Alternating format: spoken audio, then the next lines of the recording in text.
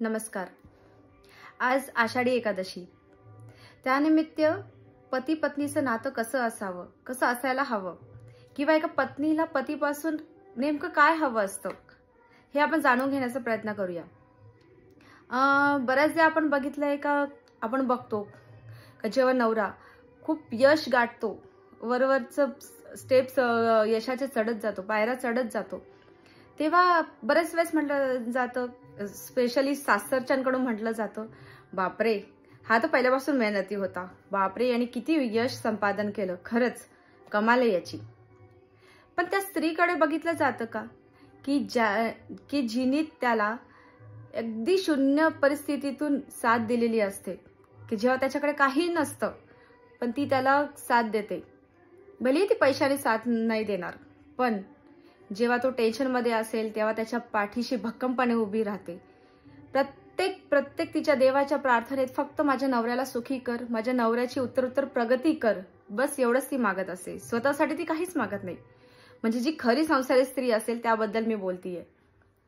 पण आपण तिला डावलूनच टाकतो का संसार हा फक्त दोघांमुळेच होऊ शकतो. एकटं कधी बघितलं का एकट्या नवऱ्याने संसार केलेला आहे किंवा एका स्त्रीने एकटीने संसार केलेला आहे? नाही. संसार हा दोघांनी मिळून करायचा असतो. आणि जो उत्तम संसार असतो, पतीकडून एक शब्द किंवा लोकांकडून एक शब्द त्या बाईविषयी जेव्हा बोललं जातं, अरे खरंच हिने पण याचा संसार खरंच सांभाळला आहे. अरे आपल्या साध्या माणसांचाच काय विचार करतात? जिथे देवाला सुद्धा त्याच्या पत्नीशिवाय होऊ शकला नाही संसार, तिथे आपण पामर काय? फॉर एक्झाम्पल, ते गाणं तुम्हाला आठवतं? ये ग रकुमाई, तुझ्या विना वैकुंठाचा कारभार चालना. म्हणजे विठुरायाला सुद्धा रुक्मिणीशिवाय संसार सांभाळणं कठीण गेलंय.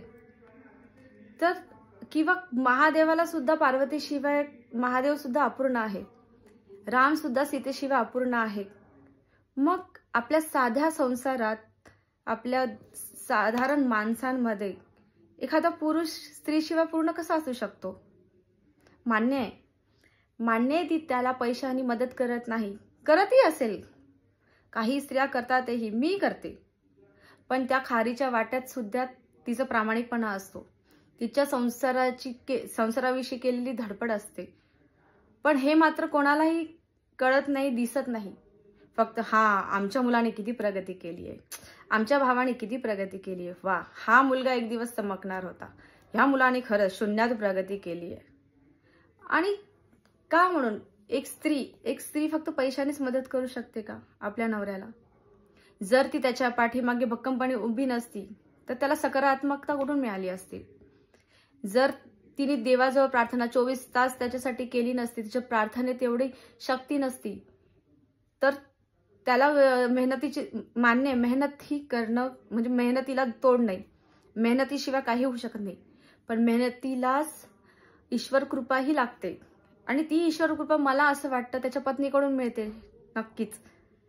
तेव्हा माझं मागणं एकच आहे का प्रत्येक पुरुषाने त्याची जी पत्नी असते, त्याची जी बायको असते, बस बाकी काही नको असतं तिला. जी खरी संसारी स्त्री असते का सोनं दे, चांदी दे, हिरे दे, काही नसतं.